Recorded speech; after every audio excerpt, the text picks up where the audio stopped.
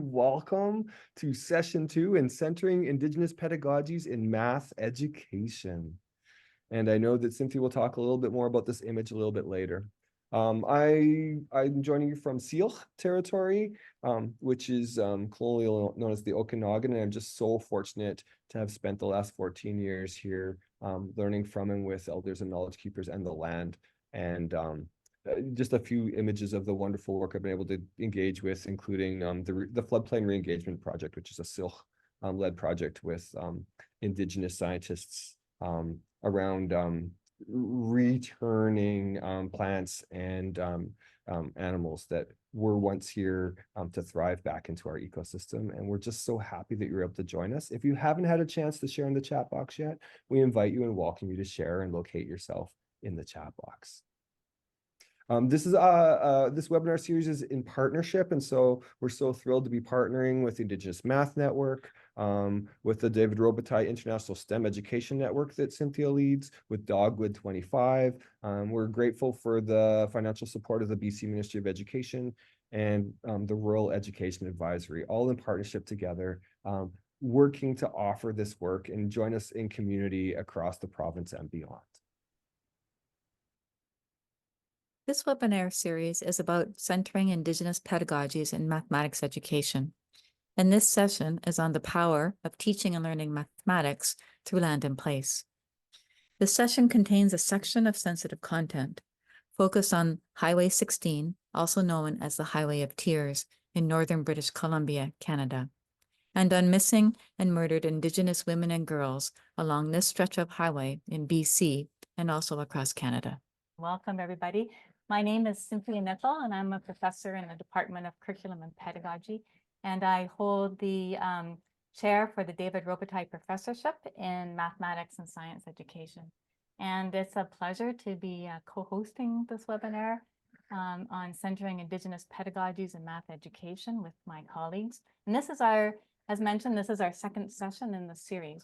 So if you haven't already, please think about the land that you're located on and introduce yourselves in the chat. And I'd like to acknowledge that the webinar series is hosted by the University of British Columbia, situated on the traditional unceded territories of the Musqueam people. So while you're introducing yourself, for those who are just coming into the room, I'd like to introduce you to this two-faced Gogit. It's a transformation mask carved by Haida artist Reg Davidson. And Reg comes from a long line of carvers and artists. And he's well known for his carved masks and poles and canoes. And he carves and then performs his art as a member of the Haida dance group called the Rainbow Creek Dancers. And he carves and sings and dances his work in the Pacific Northwest on the islands of Haida Gwaii. And you can see the connection to the land and this place is amazing. And you can see how it inspires this kind of art.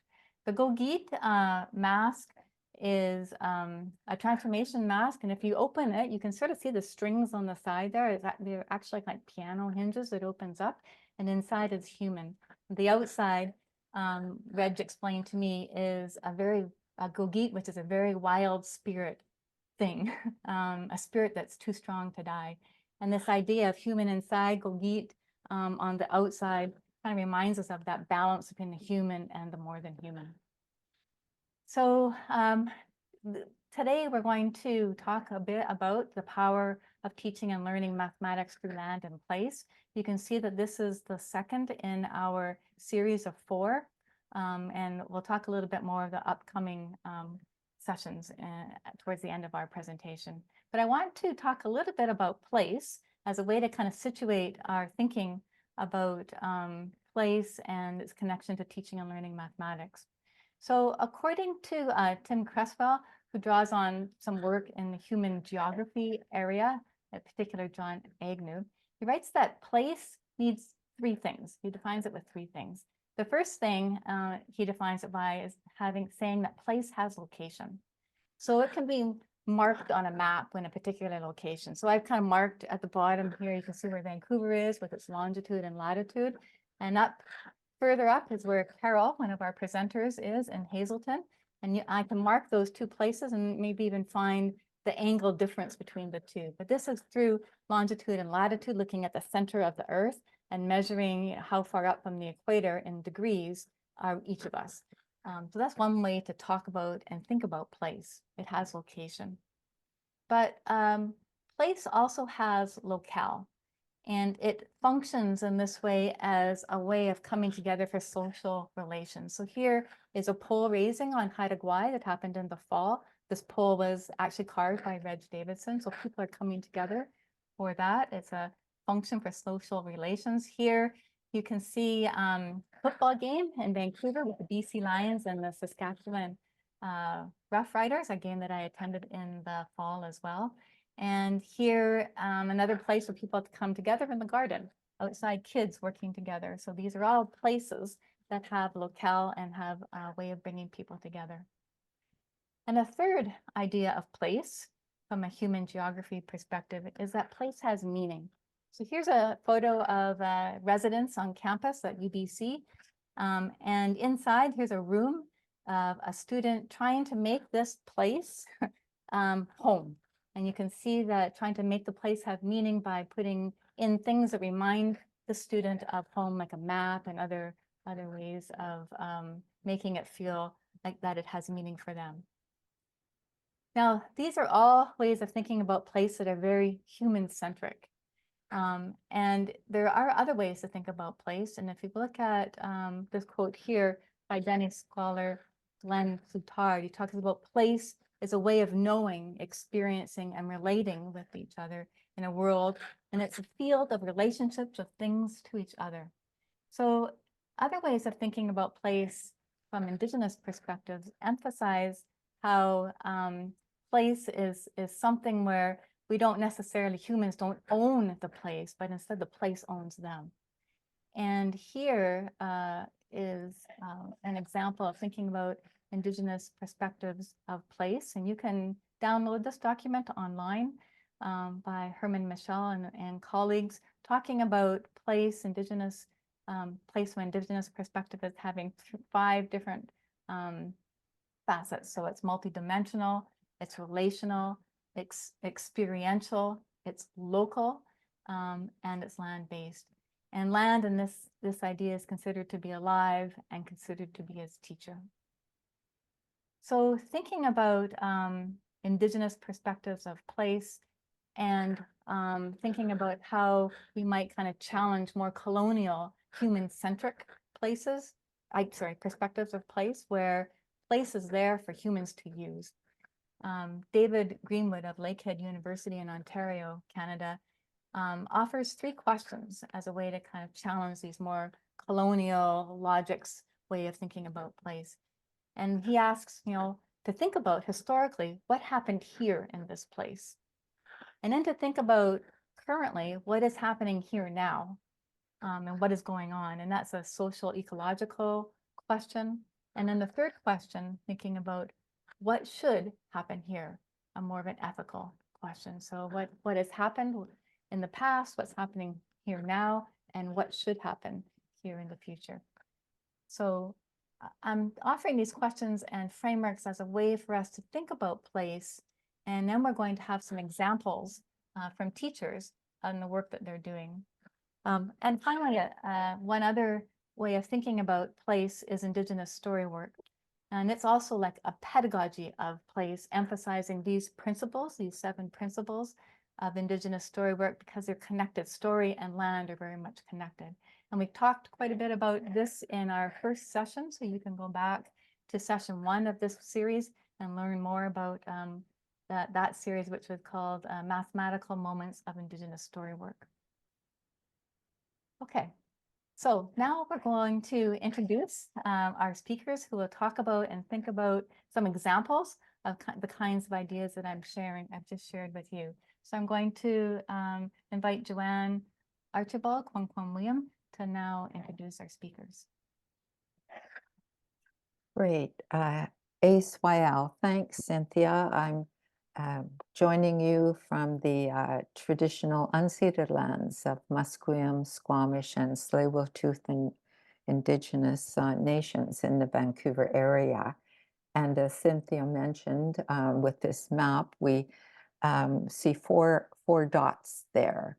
And as I talk about these individuals, you probably could associate the dots with where the person is located.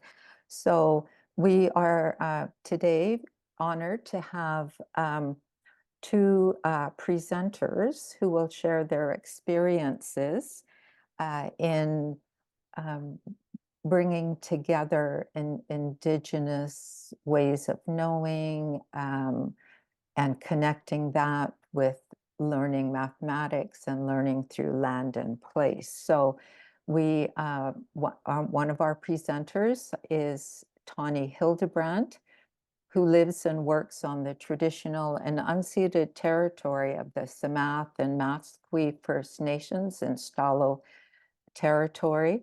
Tawnie is a numeracy helping teacher for the Abbotsford School District, and prior to her current role, she worked as a classroom teacher in the elementary school. And our second presenter, Carol Bob, is a member of the Wolfslux and Wolfslus. Her hereditary name is Stastaan, which means helping hand, and this is in the Gitxsan Nation. Carol works at Hazelton Secondary School in northern British Columbia, and she teaches mathematics to grade 8 and also to grade 10 to 12 students. After each of the presentations, we will have two educators who are going to be curriculum responders to the presenters. In our first session, we had witnesses, which is an adaptation from the Coast Salish practice of witnessing at different gatherings. And we thought we'd try a different role this time, but there are some similarities in that with the witness and the curriculum responder. Each person, will observe, will think about, will feel, what is happening in that presentation. And then the curriculum responder will share some thoughts, perhaps some an idea that has created a spark for them to perhaps apply the teaching ideas to a different grade level or thinking about place in a different way. So we have two curriculum responders, one Monica Bergeron, who lives and works on the unceded lands of the Tk'emlúps to Secwepemc territory. She is a district numeracy coordinator for School District 73, and prior to this role, she was a middle and high school math and science teacher for over 20 years. Our other curriculum responder, Sandra Fox, lives and works on the unceded and traditional ancestral territories of Musqueam, Tsleil-Waututh, and Squamish First Nations. She works for the Vancouver School Board as a district curriculum support teacher for K-7 with a math focus. And other members of our team, you've already met Leyton and Cynthia, and Janice Nowakowski is also our team member and helping us out today. So I'm very pleased to now ask Tawnie to please share your thoughts with us. Hello, thanks for inviting me. I'm super excited to be here. I'm going to be sharing about my experience in using the story of Chehalis as we explored how we could connect land and place with mathematics. We can move to the next slide. And I will give you an idea of where I am. I want to acknowledge that I am on the traditional and unceded territory of the Stalo people, the Mathaqui and the Samath First Nations. This is a photo from a retired colleague at the top of a local hike in Abbotsford, and I think it's a beautiful photo. It looks out over the valley of Abbotsford, and if you keep looking past those mountains, you can see the peaks of Mount Baker. And what I really love about this photo is that this would have been Sumath Lake. This was flooded in 2021. You probably may have seen that on the news.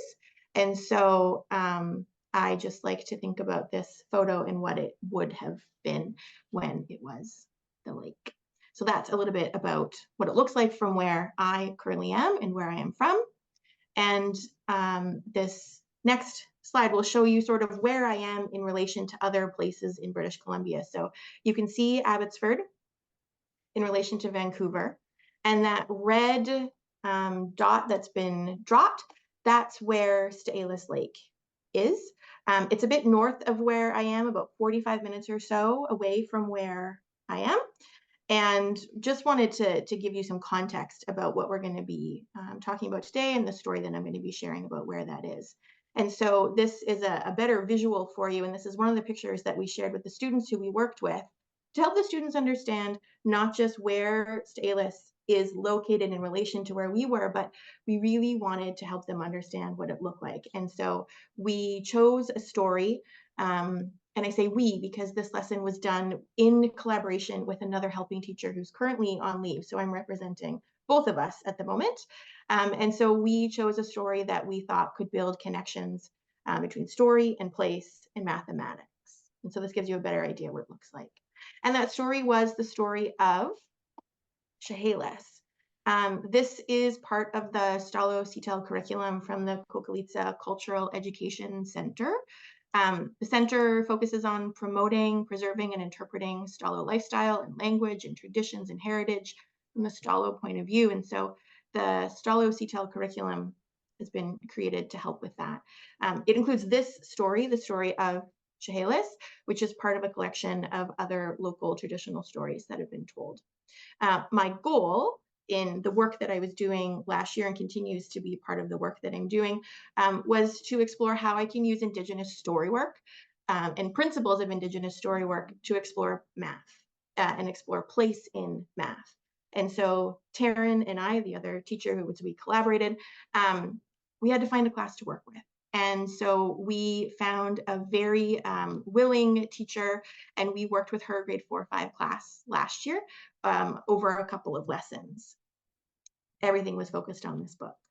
And so before we talk about the story, though, I want to talk about Ed Leon. And this is the work that we did with the students, too, as we started by sharing about Ed Leon, because he is the one who was telling this story. And this is an oral story, and it's been shared as it was told by Ed Leon in the book, which I have right here. Ed was born on this Chehalis Reserve. He was born on October 25th, 1899. I found that date today. I found his obituary, and I just thought 1899, so close to almost being 1900, and I believe he died in 1980. And so I still get chills when I think about that turn of the century there. There's a biography in the book, and we shared that with students. And some of the highlights that the students really connected with was that Ed had 5 children, 21 grandchildren, 22 great-grandchildren, and 5 great-great-grandchildren. The students really connected with that. They had audible responses to thinking about all of those family members. In the biography, it talks about how Ed was a storyteller, a gifted storyteller, and he was a hunter, and he was a trapper. And it talks about that his family shared that he taught them so much through telling unforgettable stories. Also shared that Ed taught them to hang and mend nets and smoke fish and set a net. Because this is an oral story as told by Ed Leon, when I shared this story, I read it word for word. And so one of the things that I grappled with in the moment as I prepared to read the story was that it's called the story of Chehalis. And so I read it as the story of Chehalis and not Chehalis, which is the Hulkamelam word. That took discussion with Taryn and with our Indigenous department to figure out what is the best way to move forward with the story. And so I read it exactly how it had been recorded.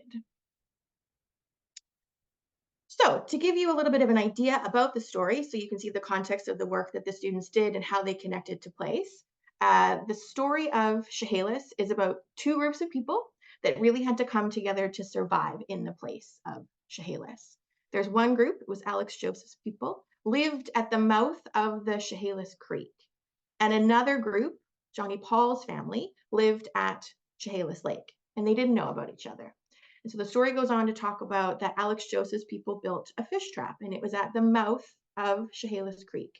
And that one season there wasn't super great for fish, and so the trap caught most of the fish, which meant that not a lot of fish got through the trap, which meant a lot of fish got up to the lake. And so that's where Johnny Paul's family was, and they realized there wasn't the same amount of fish as they normally would see. So Johnny Paul's family sent a foot runner to find out what was happening. And in the story, it talks about how the foot runner was very fast. The foot runner would train until he could catch a bird, and that the foot runner was a hunter and also delivered messages. So they sent the foot runner a great distance all the way down to the mouth of the creek to figure out what was happening, and that's where he discovered the fish trap. So he went back and he shared about the fish trap, and he had a few journeys back and forth to figure out what to do. And so eventually he broke some of the cedar poles that were in the trap so that his people could eat and survive, so fish could make its way up to the lake. When Alex Joseph's people discovered that the trap had been broken, they ended up catching the foot runner. They had absolutely no idea that there were people up at the lake. And so the chiefs from each of the group ended up meeting, and Alex Joseph's people welcomed Johnny Paul's people from the lake down to the Creek village, joining the two villages to be what is Chehalis. That is a very brief summary of the story. And so this map gives you a better idea about where the two families were in the story. So you can see Johnny Paul's people are way up at the top of that map by Chehalis Lake, and Alex Joseph people were down at the bottom at the mouth of the creek.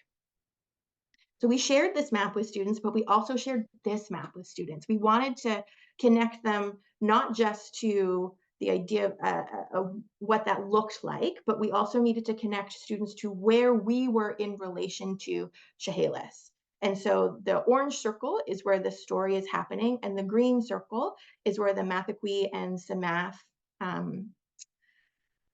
nations are. And you can see the orange would have been Samath Lake before it was drained. So this helped students connect to where they were.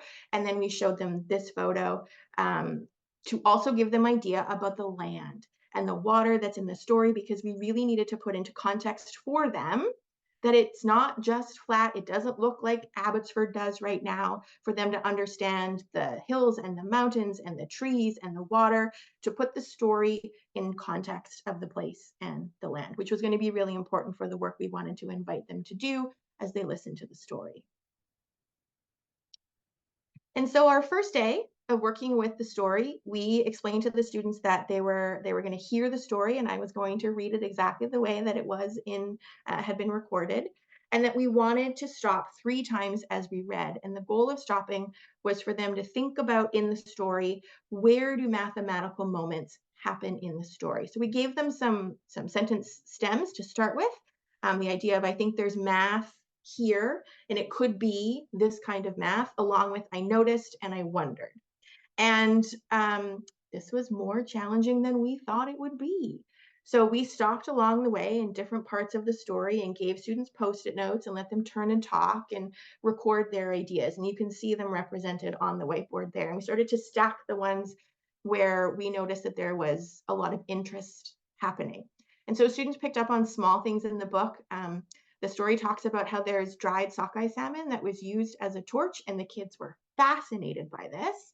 But they also had questions about the foot runner and how could he be so fast that he could catch a bird. And then they really started to pick up on the fishing weir. And they started to figure out that that had some math moments in it. Specifying what those math moments were was a challenge. And so we decided that on our second day back with the class, that's where we were really going to dig in. And how could we help students learn about the fishing weir while also learning about place and the land, along with mathematics. So the first thing we did is we went back to the story, and this is a scan from one of the pages from the story, and we asked them, what do we need to know? Because we proposed to them that they were going to build a smaller scale model of the fishing weir that we learned about in the story. And so we went back to the story. This paragraph is talking about how they split the cedar and they set it right across the creek, and they set the rock where the trap can be opened, just enough for a fish to get through. And so those little pieces that were in the story help students suddenly start to connect to the mathematics that was part of it, and understanding this rock is being used as a spacer between the cedar poles. This led to some questions about how far apart the poles really were, and this led to questions about the fish that were coming up the river. How big were they?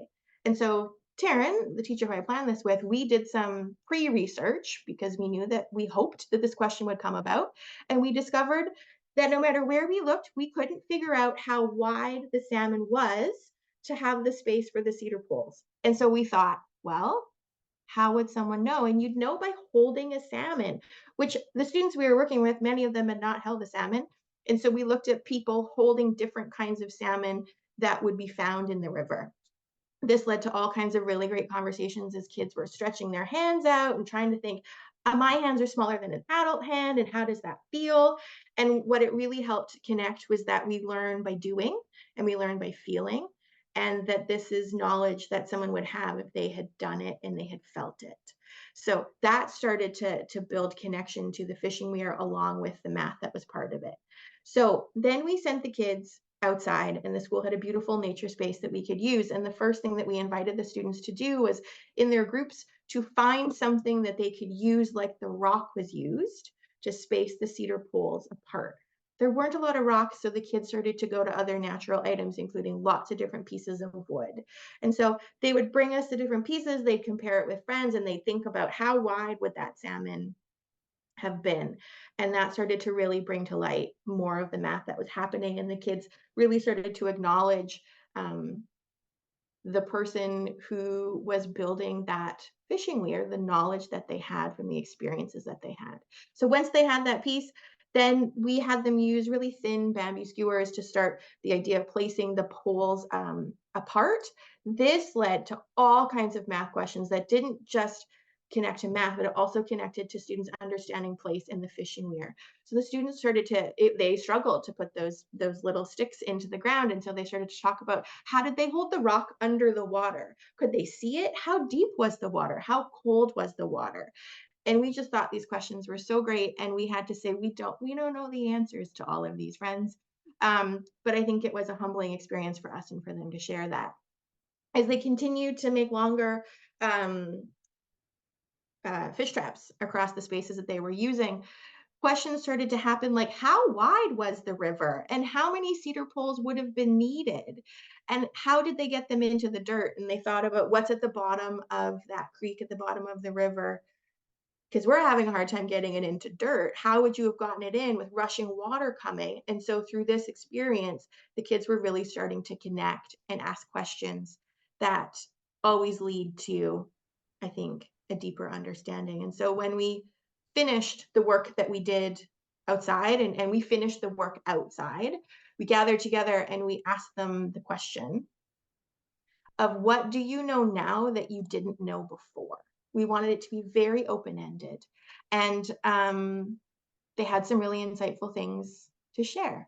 They talked about, they thought that they understood a little bit better about how the fishing weir worked, but that they also had more of an appreciation for how people knew how to create the fishing weir and how you would build it. They were really fascinated by the torch out of the salmon head. They continued to talk about that. They also did notice the math that's involved. And there was some discussion around how some fish could get through, but not all fish could get through, and how thoughtful that was, and understanding that the fish needed to go through in order to sustain the fish population. So there was that part of it as well. They also were thoughtful in talking about how communities need to work together and that they can learn from stories. So then Taryn and I reflected about, what do we know now? And I'm going to share what I know now that I didn't know before. And I think a big piece was just how deeply students and myself could learn about math through land and place. I think I experienced a lot of reciprocal learning. The students were learning, but at the same time, I felt like I was learning so much. I also thought about, and even the way that I've shared this with you today was how we shared it with students. We really focused on place first. And that's not typically how I would engage with a story, and how important that is when sharing an Indigenous story, that we are considering what the land is and where the place is. It's a big part of that story. I also think, I think I knew it before, but I think part of what was really important to me and why we were successful is that I was willing to be wrong. There's probably still things that I have done wrong, and I will realize that maybe not today, but at a later date. But knowing that you have to try it, and it's okay that I didn't have everything fully understood. And it was a humbling experience to really learn right alongside the students. I've been part of the Indigenous community culture math education group for 2 years, and I think that gave me a lot of the confidence to put into action what I've learned about Indigenous story work. And it has continued to spark a deeper curiosity for me about how can I continue to learn about Indigenous cultures and communities, and how can I find ways to see math through that in the work that I do with teachers and with students. Okay, thanks, Tawnie. That's got us a wonderful start, connecting story to place, to culture, to mathematics. And we'll start with our first curriculum responder, Monica, who will share some thoughts briefly, and then we'll go to Sandra. Thanks a lot, Joanne. Can you hear me? Yes. Excellent. So before I give my extension suggestions, I do want to honor that I am on the traditional territory of the Secwepemc people. I know you said that earlier. It's being a math and science teacher for all those years, I automatically want to connect those two curriculums. So I don't know if you can share the slide deck again while I'm talking. But I think I threw some slides in there. But one of my suggestions was to connect Science 9 and Math 9. In the big ideas of the curriculum for Science 9, you have First People's knowledge of interconnectedness and sustainability when we talk about the different spheres. And in the Math 9 curriculum, you have the linear relations. So I've just put those big ideas right up there and then connected them to the First People's principles of learning. And my suggestion would be to talk about take the story of Chehalis and kind of use that as a springboard to work together for talking about a common purpose. So then when we take something out of an ecosystem, how it affects other species in the ecosystem. The cultus sockeye, for instance, like that's one of the keystone species for that ecosystem. And then students could be graphing their findings and showing how when one species in an area goes down in population, then it sometimes causes the other ones to increase, and what that looks like moving forward. Another suggestion, which shockingly, physics is near and dear to my heart. I never would have said that at one point in my life. But Physics 11 and Math 10, and you can actually cover this at either grade level, and you can be talking about the runner. So you can look at that from the perspective of what is your role and what's your generational role and responsibility in the community. But then you can also tell the story, the entire story of Chehalis, in the context of a graph. So they could be graphing the foot runner velocity, the salmon swim rate, the volume of water flowing past a certain point in the weir over time. By doing that, kids start to understand the power that graphs can have. And I think that when they don't have context, graphs lose a lot of things. So if you have a story that you can connect it to, it just makes that learning really, really intentional for the kids. And then the third suggestion was, if you want to stick to straight math, I would definitely take the grade 4 or 5 original target audience to a grade 9 level, where they could actually do proportional reasoning and scale factor, and they could actually design a fishing weir, and then they could scale it down. So you would go to what your local tributaries are, and you would say, okay, so here's the actual distance from bank to bank. And then the kids would go, okay, and then we want to put a fish in here. And it's funny, I used to work for fisheries, and I don't know who I learned this from, but it was a landowner, and he used to say the way they used to figure it out was to figure out, they would just put their fingers together like this to figure out the distance. And I wish I could remember that guy's name, but it was over 25 years ago, so I can't. But I do remember him telling me that. So yeah, the Math 9 connection to proportional reasoning, and then drawing an actual to scale map of what the weirs would look like kind of around with the different tributaries. Okay, great. Thanks, Monica. You sparked a lot of great ideas there. So let's continue now with Sandra as our other curriculum responder. Thank you so much, and thank you for the presentation, Tawnie. I'm coming to this event today from the unceded traditional territories of the Musqueam, Squamish, and Tsleil-Waututh peoples. And I just want to position myself too as a settler of white ancestry and living in an urban environment, which sometimes the place that I live and connect to and the land can be quite different. And I was looking at, so Cynthia, I did have some slides that were before Monica's, I guess. Yeah, so Tawnie, when I was thinking about your work, this side that you used really like captured me because the sizes of the salmon are so different.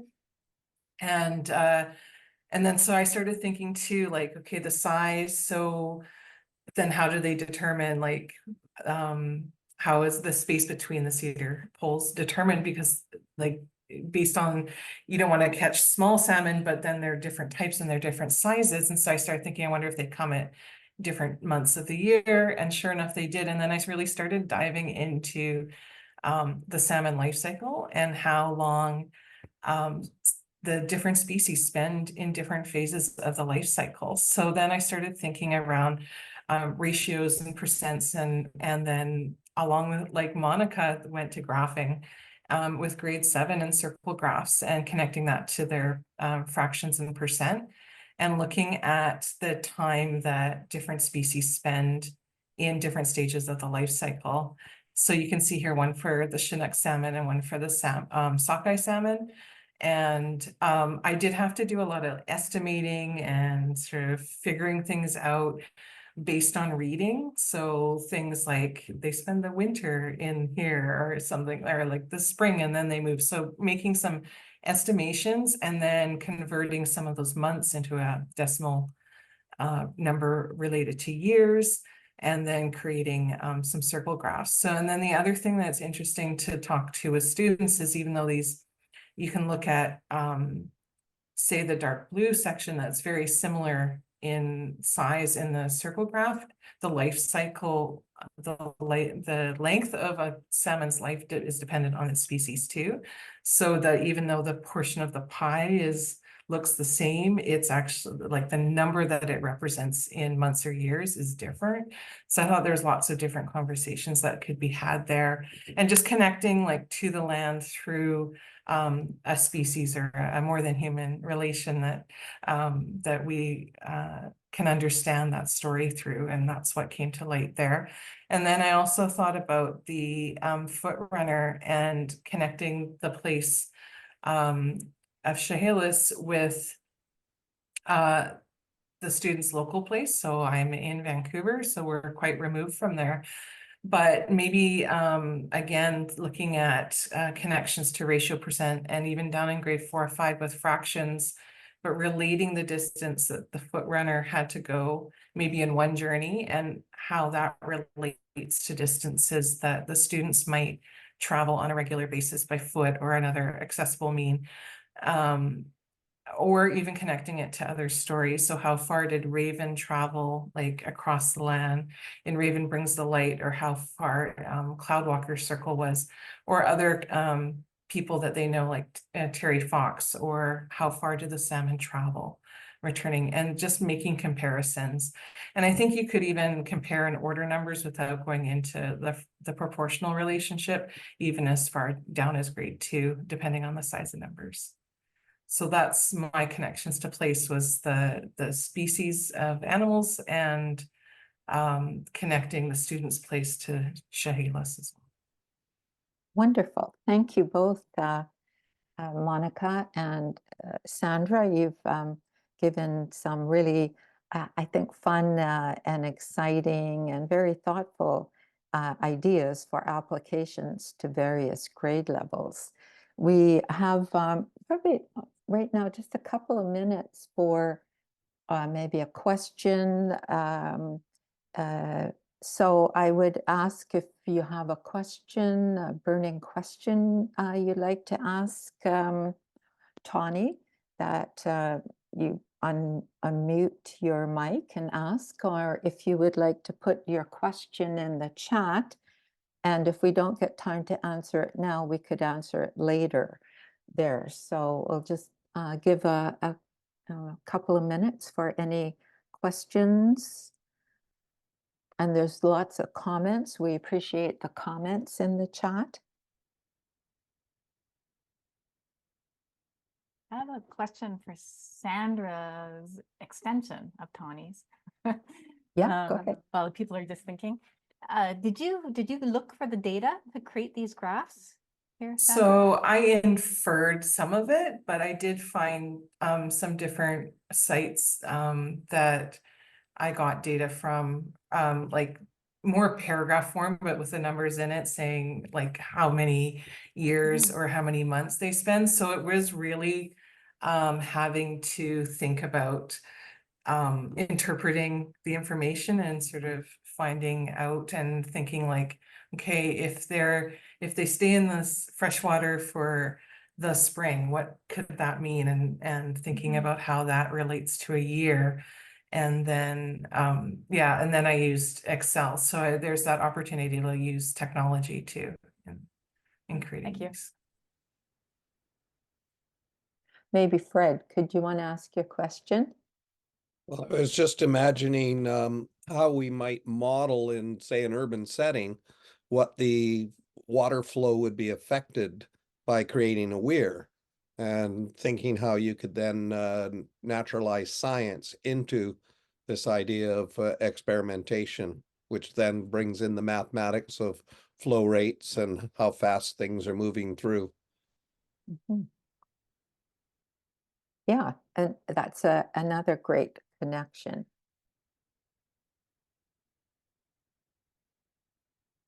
So I think we can continue with the chat and return to this idea that you've posed, Fred, about connecting science with math, and there might be other ideas too. So let's move on to our next presenters. Thank you. And thank you for the amazing presentation so far, and the curricular responses that are taking and trying to think of adaptations to the lesson that was already, and the stories that were already shared. So giving lots of good ideas. So next we have Carol, who will talk a little bit about her lessons, connecting math and story and place. So Carol. Okay, thank you. I also want to thank Tawnie, Monica, and Sandra for the wonderful ideas. I got some great ideas there for myself to try with my kiddos. I'm going to start with, I once heard a Gitxsan educator say, and I felt like they were saying it strictly to me, there is power in the language. I interpreted this as, okay, they're telling me to take the language of mathematics outside. So it took me a bit to gain the confidence to connect culture, land, and place to math. So I started taking my kids out onto the land, just outside, walking a short 10 minutes behind our school here. There's a beautiful lake where they observe and engage their senses. Here I learn about what they know about the environment and whose grandparents have taught them about the land. We repeat this exercise several times throughout the year, mostly to engage all their senses and practice written reflections. And most importantly, I stress it's important for them to use their voice. Then eventually, to their dismay, I challenge them to find the math outside. So what I've just described is the first 2 weeks of my semester. I don't even bother with the academics. I get to know my learners by focusing on their core competencies. For me, this fuels the power of teaching and learning mathematics through land and place. So there's power in the language of the land and what has happened here.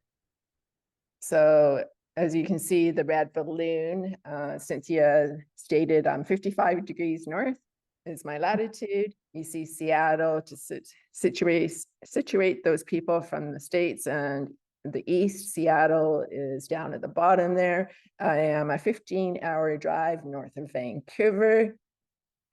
Just below that red balloon, you can see a faint line. That's the Highway 16. As you can see on the photo on the left, that's a better photo of Highway 16. It's a very lonely, it's a very remote road where we require a vehicle to get anywhere to any other community. It's a typical stretch of the highway. It's also known as the Highway of Tears because there's been more than 40 Indigenous people that have gone missing or have been murdered along this stretch of highway.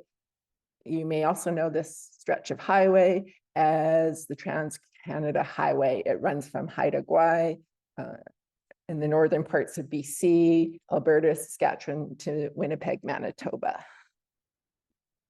Okay, so if I listen to the power of place, I was thinking, as I walked down the halls, there were posters plastered around the school inviting the kids to come bead red dresses.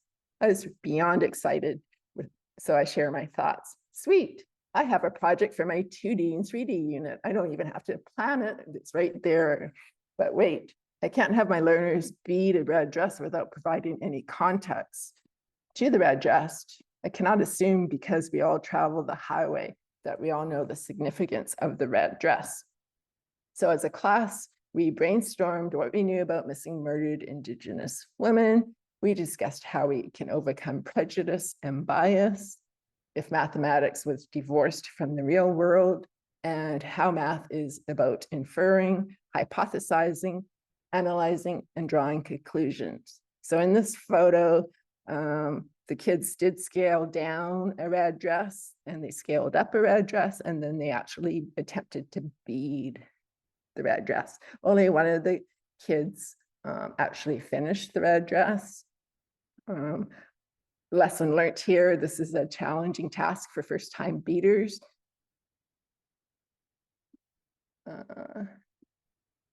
Oh yes, sorry. Then as we sat around beading, we discussed as a class the RCMP. I had on the board the RCMP, Missing and Murdered Indigenous Women National Operation Overview.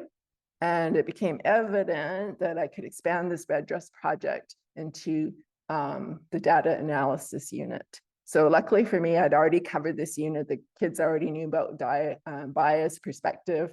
Hooray. So I listened to the voice of place and ended up with an extension to the beading. So I just read what Janice said. Okay. So what's happening here? Together, we explored the learning of mathematics through place as the numbers had begun to tell the story. We had already, I introduced the data with the RCMP perspective. I used slow reveal graphs for the learners to notice and wonder. The learners noticed that the RCMP report focused on numbers. And some of the comments were, we are just numbers. Look, they just labeled missing and murdered Indigenous women as missing or homicide. This is kind of cold.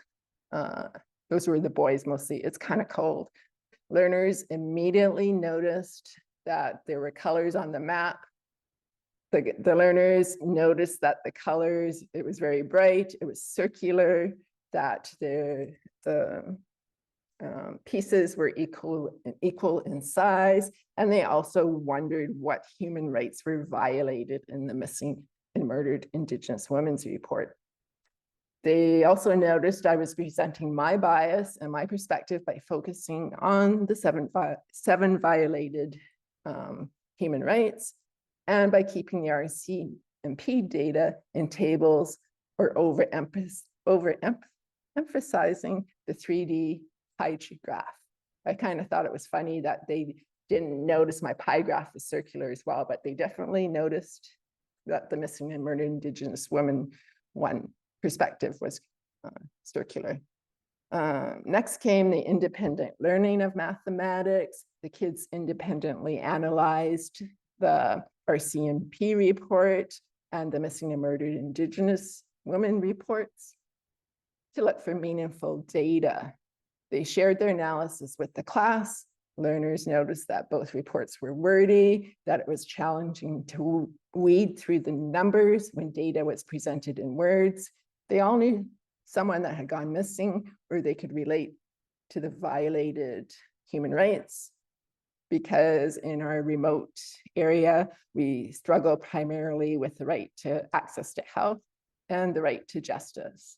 So in short, the kids found that the Indigenous perspective more relatable because they felt it gave them a voice, whereas the RCMP report was cold, especially with the term homicide. So my kids really emphasized that term cold. They found the RCMP cold and homicide. So they were showing their perspective and bias in their discussion. Okay. The learners shared their learning around the issue of missing and murdered Indigenous women through numbers. They were asked to select 3 different data sets from the reports and present the data in a graph of their choice and explain their perspective and bias in choosing the format to present the numbers. As you can see, they need guidance on sharing their perspective and bias.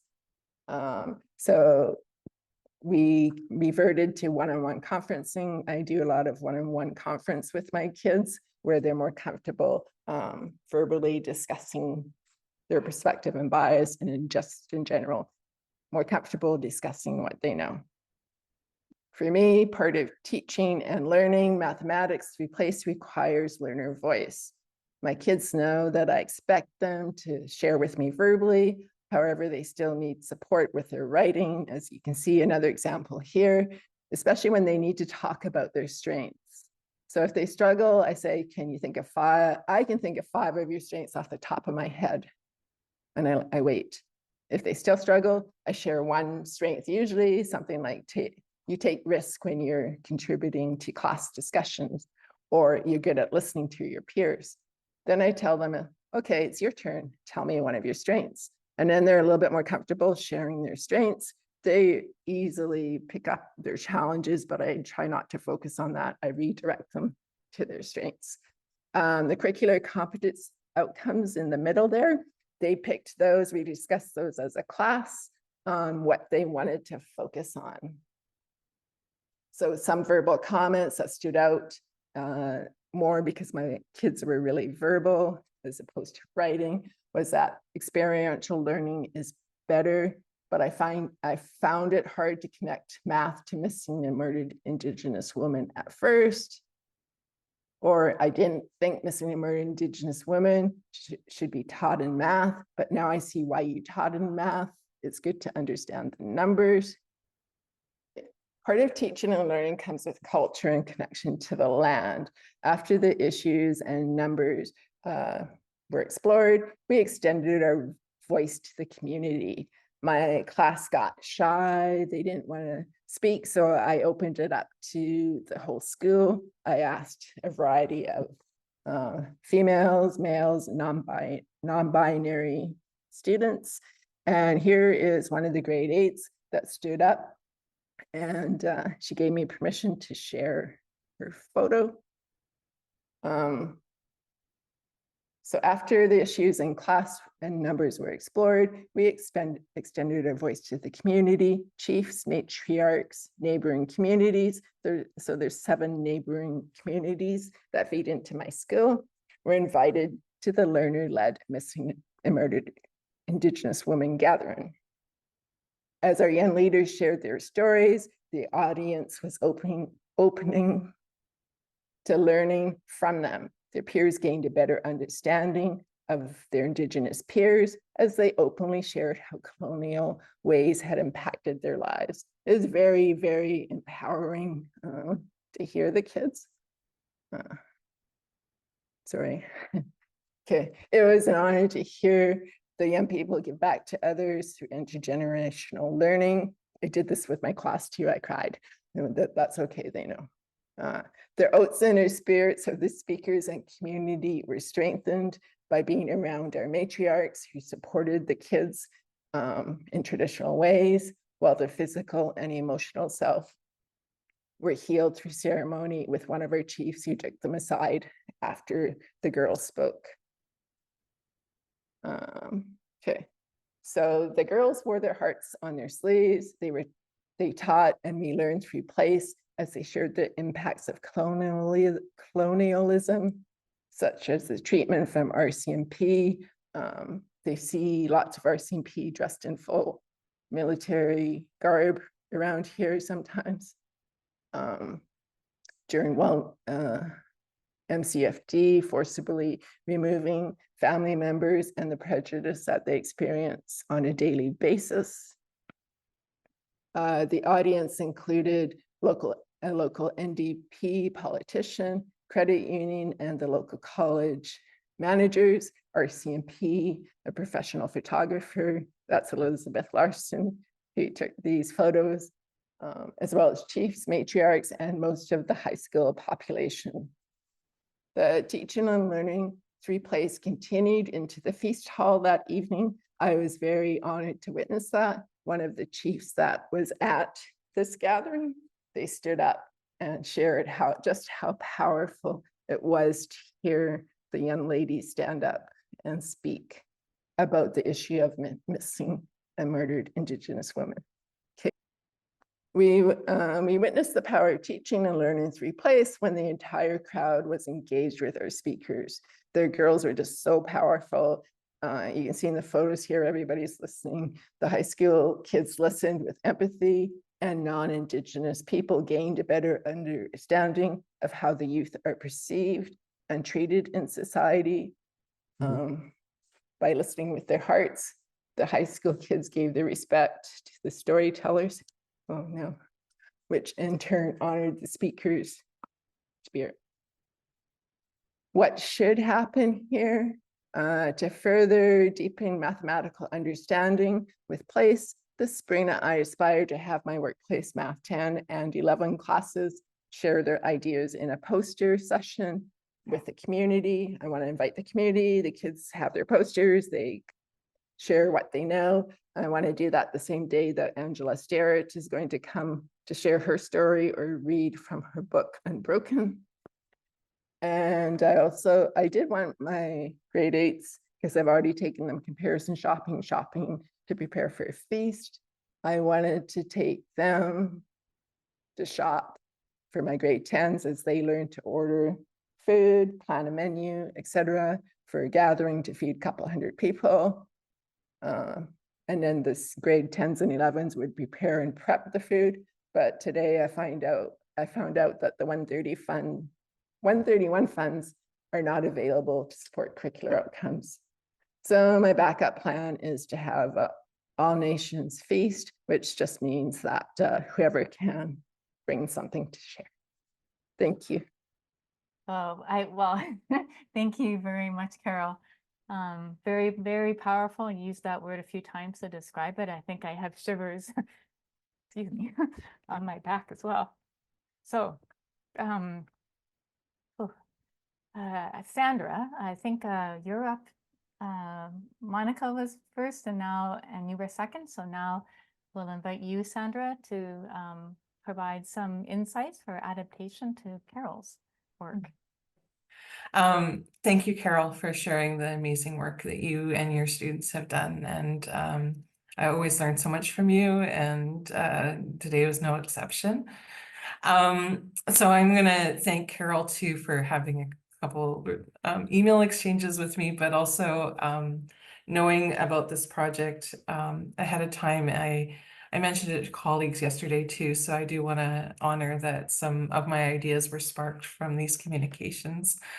But when I saw this one, Carol, and I wasn't exactly sure maybe what you would speak to, so one of my ideas too, as I looking at the slide and especially the picture on the right, was noticing the different sizes of the dresses and wondering if you were working with scaling. So I was thinking of that with applying ratios to with grade 6s and 7s, and looking at how you might take a design and scale it down for maybe something that's wearable, or scale it up for a display. And of course, always in the context, like you said, like we're not just gonna do a red dress with no meaning behind it, but in that context of educating students about the murdered and missing Indigenous women and girls and the meaning of the red dress.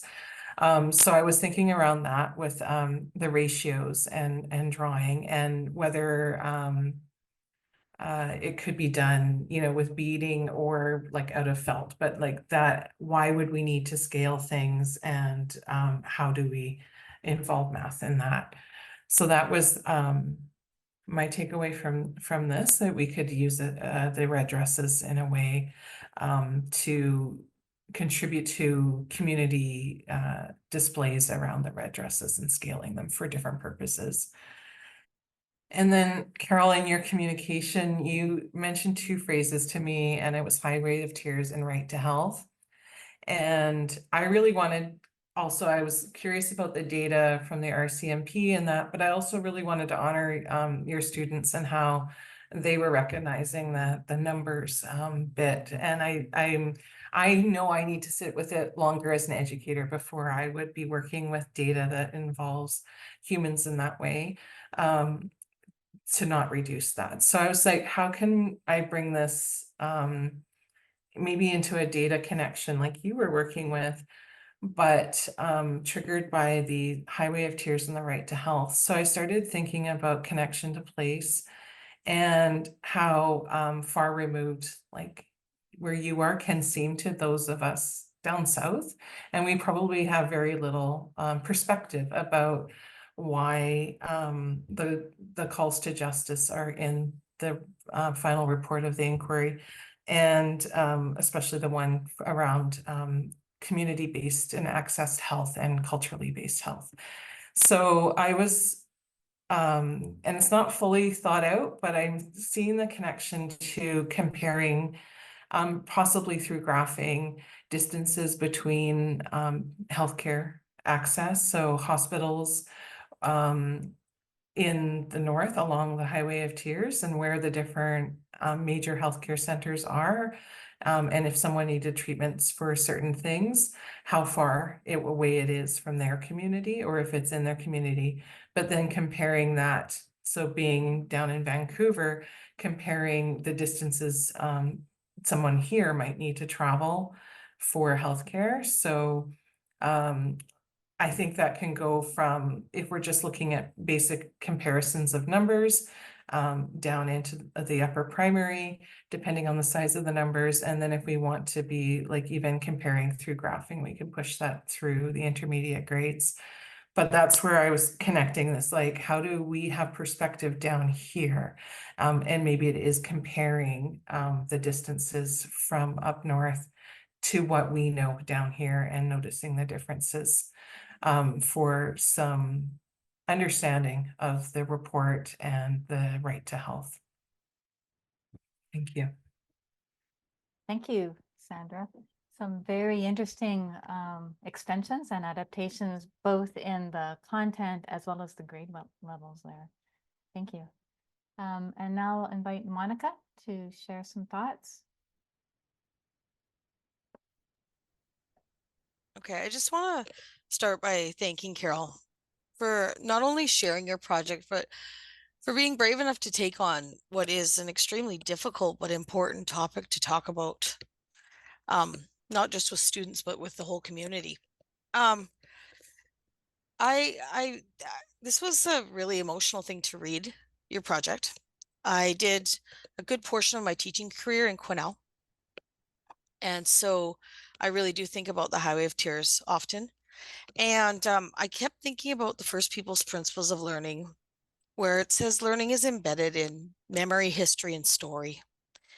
And every time I thought about a different extension, I thought that, Yeah, I could move this to grade 8, but I just worried about the age of the grade 8s and wondered if perhaps they would not be able to have these conversations yet.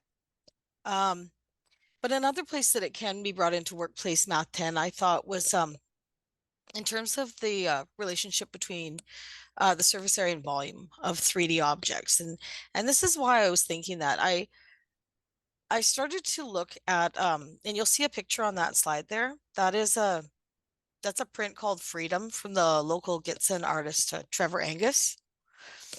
And it's, as we can see, it's a butterfly coming out of its cocoon. And my thought was that you could, after doing the work that you've done, so I would definitely qualify this. I wouldn't do just this, but a way of honoring these stories was the students could perhaps build a 3D box and cover it with their own art that would symbolize coming and exposing that story and how we move from hiding in the cocoon to bringing it to light. And so then perhaps at your celebration, and I don't know if that's the right word, but I think it's probably more of a ceremony to recognize. But they could hold the box and they inside the box could be a story that they connected with or a story that they wrote. And then when they open it up, the net is akin to the opening up of the cocoon, and then share the story of that person and their life because they're no longer here for them to share their story. So it's to give them a voice when theirs was taken, literally exposing their story to all. And then I think they could reflect on how they could support one another in the community through loss, through that sharing circle. I think that could be a really powerful experience. Well, I love all the ideas. I like the cocoon analogy and the bent box. Well, bent box, yeah. Mhm. Even how you started the presentation, Carol, with 2 weeks of just building relationships in place on the land in order to feel that you had a safe space to bring this up, that you and the students could then move into a very difficult topic to be able to explore. So yeah, and so now, are there any questions or comments that others have to Carol or to either of the curriculum corresponders? So I see that Anna has your hand. Yeah, there you are, Anna. Go for it. Hi, Carol. Thank you so much for sharing this important work that you've done with your students. A long time ago, I taught in SD91, and so I'm really hoping that some of my former students might have been present in your classroom when you did that work, and were able to share in your such a deep knowledge. It was really evident from the I'm also tearing up now. It was really evident from the pictures that you shared, the student self-reflections, your emotion, and everybody's reactions to the work, the deep and powerful and connected learning that was shared. And it just was such a great reminder of, I recently learned about Rachel Gutierrez's work, Si Se Puede, down in Chicago, about that critical access of using math for learning about cultural identity and history, and math as a part of identity, and then moving towards using math for power to change and to advocate for change. And I think this is a wonderful example of it, and there's so much rich learning here. I'm wondering though, because you have so much evidence from the students and their actions in their curricular competencies and in their math learning, what the students sort of felt and how you felt as the teacher assessing them in this like colonial something out of 32 classroom assessment model. Would you perhaps maybe shift to a way of giving descriptive feedback and doing self-assessment? It was 100% self-assessment, student focus. They chose the so I pull out the curricular competencies, I put it into plain English. They chose what they want to focus on. They gave their strengths and their challenges, but they still needed help with being proud of their strengths. So their grade, some of them were they were all very honest. We agreed, or they decided that they wanted it out of 40. So I had to mark it out of 40 because that's what I wanted. This was, yeah, no, they decided, we discussed that as a class, because I tell them there's no right answer as long as you back up your choice, your voice. Yeah, that's how that went. And this, especially with the new student reporting policy and some of the supports for classroom assessment coming out, that there might be space to not have to quantify it if that's something that your students and yourself as the teacher choose to do in the future, where having the feedback and the student self-reflection is enough and powerful as an assessment piece for the students to show them their math learning. Yeah, no, this year I haven't given a grade. The kids actually aren't even asking. They're getting the feedback on the strengths. And yeah, it's my first year ever that they're not asking, what's my grade? What's my grade? I have a couple of kids that are constantly asking that, but that's because they've never actually worked with me before. So they're the ones that are constantly asking. But there's only a handful of them out of my 100 kids that I teach. Thank you. Anna, thank you for your question. Can you share with us your background? Your question seems to me to connect to some thoughtful readings. I'm just wondering what your background is. My cultural background, or my professional background. Yeah, thinking your professional. I'm a curriculum coordinator with the Ministry of Education, and my current project is working with the learning pathways.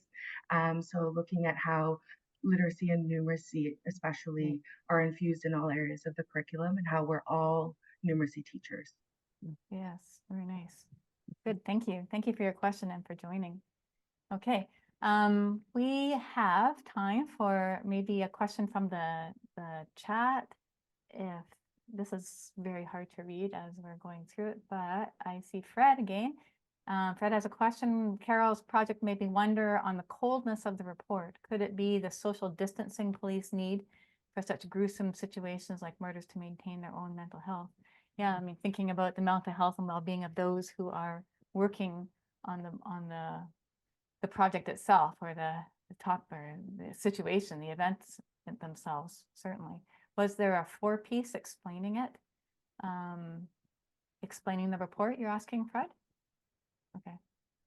So Carol? So the cold aspect, where did they get the cold from? I think he's wondering that if the RCMP report, how it was introduced. Yeah, the front matter, like in the curriculum, explaining big ideas, etc. Most people skip over that and go right to what they call the meat and potatoes of it. And I'm wondering if there was a piece explaining how their emotional well-being needs to talk about numbers, not about people, because it's just too hard to come home from work. I know one of my counseling friends said that there's a rock in the road, and every time I reach that rock, I drop all the cares of my counseling at school at that rock and go home to my family. I'll pick those cares up at the rock on my way back. And this idea of just keeping a separation, because it's got to eat at you, just the way Carol's emotions showed through when she spent so much time on the project, and knowing the lives of these people, that affects her every time she thinks about it. So yeah, it just made me think about the social emotional aspects of doing a report. Yeah, that's the first thing that crossed my mind, and it was ironically me that was most impacted.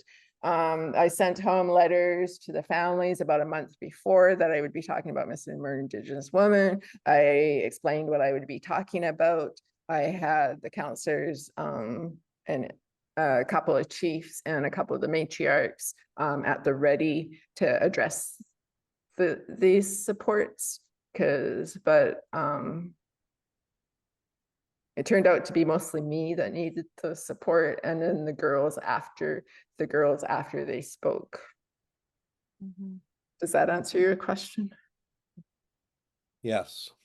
Thank you, Carol. Okay, I'm just noticing our time and I want to give a minute or two for any comments that go across the two presentations that you heard today. Anything, any connections that you're making or any learning that you have that you'd like to share. You could, raise your hand and unmute and go for it, or you could put something in the chat. That would be really helpful for us to see, what are you making connections to? And while you're doing that, Calvin has dropped a poll for us to respond to, so you can be doing that at the same time. As we're all educators, we're multitaskers. So if you can, say something maybe about a learning or something that stood out for you with this session. And I'm just going to share my screen one last time here to also mention that we have 2 more sessions coming up. There's a QR code there. You can register. Well, actually, you're already registered. If you're here, you're registered for all of our sessions. But just to put the date in your calendar, February 27th and April 9th for the 3rd and 4th session of this series on centering Indigenous pedagogies in math education. I guess we can wrap it up there then. I want to thank everyone for joining and sharing by being here, being part of this community. And offering your thoughts in the chat, and for those who are able to also offer some thoughts by unmuting.